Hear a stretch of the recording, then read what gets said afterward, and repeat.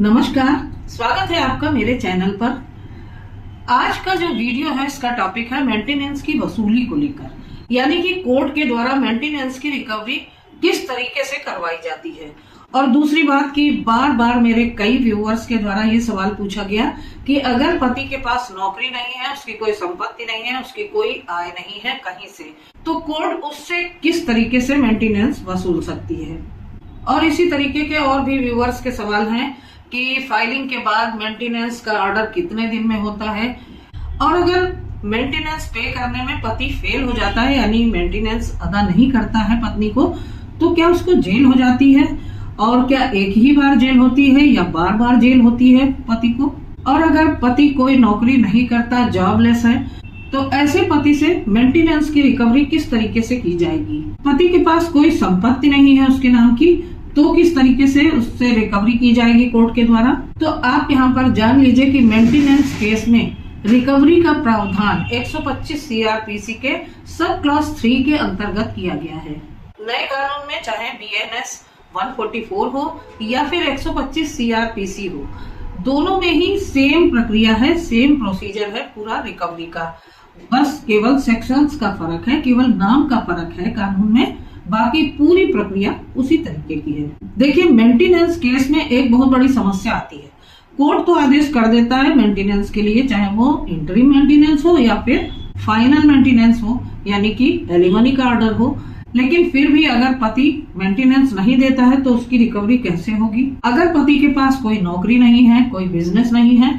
और उसके नाम पर कोई संपत्ति भी नहीं है, तो ऐसे में पत्नी को जो मेंटेनेंस का ऑर्डर हुआ है उसकी रिकवरी कैसे की जाएगी, ये सबसे बड़ी समस्या है। देखिए, अगर पति के नाम पर कोई जॉब है, उसका कोई बिजनेस है, उसके नाम पर कोई इन्वेस्टमेंट है या उसकी कोई संपत्ति है, तो ऐसे में कोर्ट की जो प्रक्रिया है, जो प्रोसीजर है, ये बहुत आसान हो जाया करता है रिकवरी का। ऐसे में क्या होता है कि पति को अगर कोर्ट के द्वारा आदेश कर दिया गया है मेंटेनेंस पे करने का, तो उसकी संपत्ति को, उसकी नौकरी को, उसकी सैलरी को अटैच करके उससे रिकवरी कर ली जाती है मेंटेनेंस की। लेकिन इस वीडियो में मैं आज यहाँ पर इस टॉपिक पे डिस्कस करूंगी कि अगर पति के पास कोई संपत्ति नहीं, उसका कोई बिजनेस नहीं, उसकी कोई नौकरी नहीं है या कोई इन्वेस्टमेंट उसने नहीं कर रखी, कोई खेती बाड़ी नहीं है, कोई भी किसी भी प्रकार की जमीन जायदाद या व्यवसाय काम काज उसके पास है ही नहीं, वो बेरोजगार है, तब ऐसे में पति से मेंटेनेंस की वसूली किस तरीके से की जाएगी। तो आपको यहाँ पर सबसे पहले ये जान लेने की जरूरत है कि अगर पति की ऐसी स्थिति है, उसके पास कुछ भी नहीं है, तो ऐसे में पति को मेंटेनेंस का ऑर्डर होने पर और उसमें मेंटेनेंस पे करने में फेल होने पर उसको जेल भेजने के अलावा कोर्ट के पास कोई ऑप्शन नहीं रहता। मेंटेनेंस का ऑर्डर होता है और वो कोर्ट में प्रेजेंट होता है,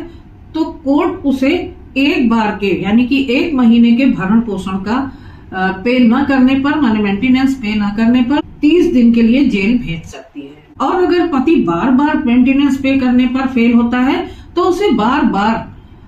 जेल भेजा जा सकता है। ऐसे में होता क्या है कि बार बार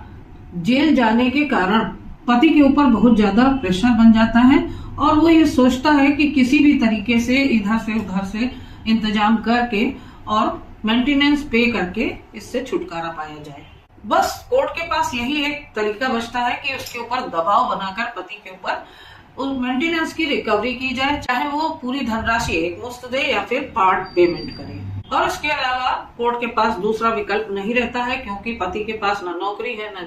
कोई बिजनेस है, न ही उसके नाम कोई संपत्ति है, न कोई इन्वेस्टमेंट है, न ही पेंशन है, न प्रॉपर्टी है। देखिए, यहाँ पर एक बात और आपको समझ लेनी चाहिए कि अगर 12 महीने बीत गए हैं और पति ने मेंटेनेंस पे नहीं किया है, तो पत्नी एप्लीकेशन लगाती भी है अगर रिकवरी की 12 महीने बीत जाने के बाद। यानी यहाँ पर समझ लीजिए कि अगर कोर्ट के द्वारा मेंटेनेंस का आदेश हो गया है और 12 महीने बीत गए यानी 1 साल बीत गया है, और उसके बाद अगर पत्नी रिकवरी की एप्लीकेशन देती है कोर्ट में मेंटेनेंस के, तो यहाँ पर रिकवरी नहीं कराई जा सकती, क्योंकि मैक्सिमम एक बार में आप केवल 12 महीने तक की मेंटेनेंस की वसूली की एप्लीकेशन लगा सकती हैं। 12 महीने से अधिक राशि की रिकवरी का प्रावधान कोर्ट के द्वारा नहीं किया जा सकता। मान लीजिए आपने 12 महीने के बाद यानी साल भर के बाद आपने 13 या 14 महीने हो गए हैं, तब आपने रिकवरी की एप्लीकेशन दी है कोर्ट में मेंटेनेंस की रिकवरी की, तो 12 महीने बीत जाने के बाद आपके पास जो 2 महीने बचे हुए हैं, तो कोर्ट के द्वारा केवल इन्हीं 2 महीनों की धनराशि यानी कि मेंटेनेंस की रिकवरी की प्रक्रिया की जाएगी। और 1 साल जो बीत गया, आपने लेट कर दिया, उसकी कोई भी रिकवरी नहीं की जाएगी। तो ज्यादातर लोग इसी तरीके की गलतियां किया करते हैं मेंटेनेंस के केस में। पहले 1-2 साल 4 साल बैठे रहते हैं, बाद में उन्हें याद आता है कि हाँ चल के हम इसकी रिकवरी करा सकते हैं, क्योंकि आदेश तो अब से इतने साल पहले हो चुका था, तो वहां पर उनके हाथ कुछ भी नहीं लगता है। देखिए, इस बात का ध्यान रखिए कि जितने भी कानून हैं, सभी जो भी आपको कोई अधिकार देते हैं, उन सब के लिए हर मामले में, हर केस में और हर सेक्शन में एक लिमिटेशन पीरियड दिया गया है। जैसे कि कोर्ट का जब आदेश हो जाता है तो एक लिमिटेशन पीरियड दिया जाता है कि आप इतने दिनों के अंदर अगर आप इस आदेश से असंतुष्ट हैं तो आप हाई कोर्ट में अपील कर सकते हैं। तो मेंटेनेंस के केस में भी आपको इस बात का ध्यान रखना है, वरना आपके हाथ कुछ भी नहीं लगेगा। मेंटेनेंस के केस में 12 महीने से अधिक की रिकवरी नहीं हो सकती, इसलिए 1 साल से ज्यादा कभी भी लेट ना करें। अब दूसरी बात ये आती है कि मेंटेनेंस का जो धनराशि है मेंटेनेंस की, उसको देने में अगर पति फेल हो जाता है, उसके नाम कोई संपत्ति नहीं है, उसके नाम कोई इन्वेस्टमेंट नहीं है, ना उसकी नौकरी है और ना ही कोई बिजनेस करता है, बेरोजगार है, तो वो कोर्ट में अपीयर भी होता है, तो उसे जेल भेजने के अलावा कोर्ट के पास दूसरा ऑप्शन नहीं होता है। और अगर कोर्ट की नोटिस पर पति मेंटेनेंस के केस में कोर्ट में हाजिर नहीं होता है, तो ऐसी स्थिति में कोर्ट का प्रावधान है कि वो पुलिस के द्वारा पति को पकड़वा कर उसको जेल में भेज सकती है। इसलिए यहाँ पर आपको अच्छी तरीके से समझ लेना चाहिए कि अगर आपके पति के पास कुछ भी नहीं है, बेरोजगार है, कोई संपत्ति नहीं है, फिर भी मेंटेनेंस का आदेश तो हो जाएगा और आप ये समझते हैं कि मेंटेनेंस का आदेश हो जाने पर पति उसको पे करेगा, चाहे जहाँ से लाकर पे करे, तो आप ये जान लीजिए कि कानून की प्रक्रिया है क्या। जब पति के पास कुछ है ही नहीं उसकी जान के अलावा, तो फिर पति को जेल भेजने के अलावा दूसरा ऑप्शन कोर्ट के पास नहीं होता। और इस बात को अच्छी तरीके से समझकर ही आप मेंटेनेंस का केस अपने पति के अगेंस्ट कोर्ट में फाइल करें। यहाँ पर एक बात और जान लेने वाली है कि कोर्ट को तो ये नहीं मालूम है कि आपके पति के पास कितनी संपत्ति है, कहाँ उसका खेत है, या कितनी इन्वेस्टमेंट है, कहाँ से उसकी आमदनी होती है। ये सारा ब्यौरा कोर्ट को अपने आप नहीं मालूम होता। ये सारी डिटेल्स कोर्ट के सामने लाने की जिम्मेदारी पत्नी की होती है। तो पति की आमदनी कहाँ से हो रही है, उसकी क्या क्या संपत्तियां हैं, कहाँ पर है। अगर पत्नी को पति की संपत्ति को बेचकर, प्रॉपर्टी को बेचकर, घर मकान दुकान को बेचकर मेंटेनेंस की रिकवरी करानी है, तो इसकी पूरी डिटेल्ड जानकारी कोर्ट को इसके सामने पत्नी को देनी होगी। अगर आप इन चीजों को साबित नहीं कर पाती हैं या फिर आप इसको कोर्ट में पूरा ब्यौरा नहीं दे पाती हैं, तो पति को जेल भेजने के अलावा कोर्ट के पास कोई दूसरा ऑप्शन नहीं होगा और आपके यहाँ कुछ भी नहीं लगेगा। ऐसे में क्या होता है कि हर दूसरे महीने में पत्नी रिकवरी की एप्लीकेशन लगाती रहती है और हर 2 महीने बाद पति को जेल जाना पड़ जाता है। कभी कभी ऐसा होता है कि इस तरीके से बार बार जेल जाने के चक्कर में पति इतना ज्यादा प्रेशर में आ जाता है कि वो कहीं ना कहीं से इंतजाम करके, कर्ज में डूब कर और इंतजाम करके पत्नी को मेंटेनेंस की धनराशि पे कर देता है और उन सब से छुटकारा पाने की कोशिश करता है। लेकिन ज्यादातर अगर 1 बार 2 बार जेल चला गया पति, तो अक्सर बहुत सारे मामलों में पति कहा करते हैं कि मैं 10 बार जेल जाऊंगा लेकिन 1 रुपया भी मैं अपनी पत्नी को नहीं दूंगा। ऐसे पतियों को लगता है कि पत्नी उन्हें नीचा दिखाकर, उनको परेशान करके, उन्हें जबरदस्ती जेल भेज के पैसा वसूलना चाहती है और उस पैसे से अय्याशी करना चाहती है, ऐश करना चाहती है, आराम से रहना चाहती है। तो वो ही अड़ियल स्वभाव के हो जाते हैं और जिद में आकर बार बार जेल जाते हैं, लेकिन अपनी पत्नी को 1 रुपया देना भी मंजूर नहीं करते। देखिए, ऐसा बहुत बार देखा गया है, ज्यादातर मामलों में ये देखा गया है कि पत्नियां आस पड़ोस से तमाम तरीके की गलत सलाहें लेके या फिर उसके परिवार वालों के द्वारा जो गलत सलाहें दे दी जाती हैं, ज्ञान दे दिया जाता है पत्नियों को, उनके बहकावे में आकर अपने परिवार, अपने ससुराल वालों के खिलाफ तमाम सारे झूठे आरोप लगा के केसेस कर दिया करती हैं। और पति और पत्नी छोटी छोटी बातों पर लड़ाई झगड़े को लेकर इतना ज्यादा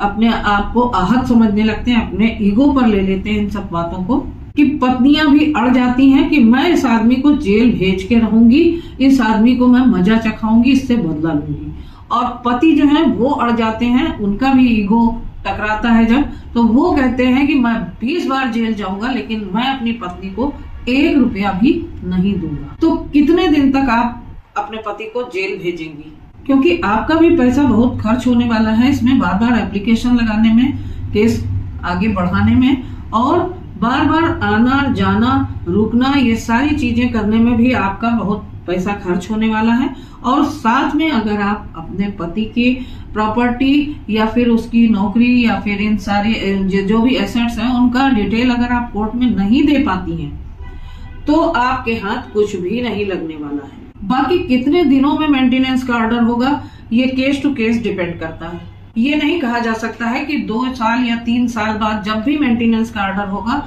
तो उसी डेट से मेंटेनेंस पे करने का ऑर्डर हो जाएगा जिस डेट से आपने केस फाइल किया था। देखिए, ये कोर्ट का अपना अधिकार है। अगर कोर्ट को लगता है कि पत्नी के पास बहुत सारे खर्चे हैं, उसकी कोई आमदनी नहीं है, उसकी आर्थिक स्थिति बहुत ज्यादा खराब है, तो ऐसे में कोर्ट जब से 2 या 3 साल से जब से आपका केस चल रहा है, कोर्ट को ये लगता है कि आपको कुछ लमसम अमाउंट एरियर के रूप में दिलवा देना चाहिए फाइलिंग की डेट से, तो कोर्ट का ये अधिकार है कि वो दिलवाए उस चीज को या ना दिलवाए। तो ये कोर्ट के ऊपर डिपेंड करता है। आपकी स्थिति को देखते हुए हो सकता है इंटरिम मेंटेनेंस का ऑर्डर कोर्ट करे या फिर एक साथ फाइनल मेंटेनेंस का ही ऑर्डर हो, यानी कि आपको इंटरिम मेंटेनेंस नहीं भी मिल सकता है और हो सकता है एरियर भी मिले, इंटरिम मेंटेनेंस भी लगे और साथ में फाइनल मेंटेनेंस का ऑर्डर बाद में हो केस के जजमेंट के समय। तो हर केस का नेचर अलग अलग होता है और हर केस में अलग अलग तरीके के फैसले देखने को मिलते हैं। किसी में इंटरिम मेंटेनेंस का आदेश होता है और किसी में केवल फाइनल मेंटेनेंस का आदेश होता है, और किसी किसी केस में तो पत्नी को कुछ भी नहीं मिलता। पत्नी केस लड़ती रहती है और पति उसे गलत साबित कर देता है और वो बच जाता है और फिर मामला जाता है हाई कोर्ट और सुप्रीम कोर्ट तक। अपील में लोअर कोर्ट का आदेश होता है और फिर हाई कोर्ट या फिर ऑनरेबल सुप्रीम कोर्ट उसे खारिज कर दिया करता है। इस बात का तो अंदाजा ही लगाया जा सकता है, वो भी आपके केस के फैक्ट्स को जानने के बाद, कि उसका क्या आदेश हो सकता है। तो आज का ये टॉपिक कि अगर पति के पास कोई रोजगार नहीं है, नौकरी नहीं है, कोई इन्वेस्टमेंट नहीं, कोई प्रॉपर्टी नहीं है, कोई भी सोर्स ऑफ इनकम है ही नहीं, तो ऐसे पति से मेंटेनेंस की रिकवरी किस तरीके से कोर्ट करवाता है, तो अच्छी तरीके से आप समझ गए होंगे कि कोर्ट के पास पति को ऐसी स्थिति में जेल भेजने के अलावा कोई दूसरा विकल्प नहीं होता है। तो आशा करती हूँ कि इस बात का जवाब, इस क्वेश्चन का जवाब जो कि बहुत ही ज्यादा कॉमन है, लोग अंदाज लगाते रहते हैं, इसका बिल्कुल सही जवाब आप तक पहुंच गया होगा, आपको अच्छी तरीके से समझ में भी आ गया होगा। तो वीडियो अगर अच्छा लगे तो वीडियो को लाइक और शेयर करना बिल्कुल मत भूलिएगा। और अगर मेरे चैनल पर नए हैं और चैनल को अभी तक सब्सक्राइब नहीं किया है तो प्लीज सब्सक्राइब कर लीजिएगा। इन केस अगर आपकी भी कोई लीगल समस्या है या मैट्रिमोनियल डिस्प्यूट चल रहा है तो आप मुझसे मेरे व्हाट्सएप नंबर पर मैसेज करके संपर्क कर सकते हैं और आप मेरे फेसबुक पेज पर भी मुझसे जुड़ सकते हैं। तो फिर मिलती हूँ अगले वीडियो में एक नई इन्फॉर्मेशन के साथ, एक नए टॉपिक के साथ। तब तक के लिए अपना ख्याल रखिएगा। आप सभी को नमस्कार।